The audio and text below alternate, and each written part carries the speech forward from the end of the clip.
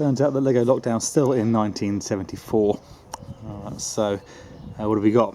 We have the rescue helicopter, blades, well, the rotor thing and main blades with doors, if you like that.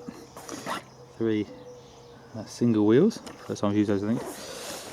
Cart and caravan, fairly simple and small, but kind of cute.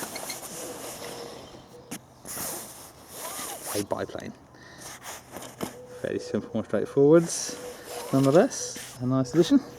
And then lastly, another digger. This one using a large wheel at the back, which is novel. Also worth saying that I finally found this curved windscreen piece in the rescue helicopter. Still think there might be a couple of 1974 models to go as Lego Lockdown continues.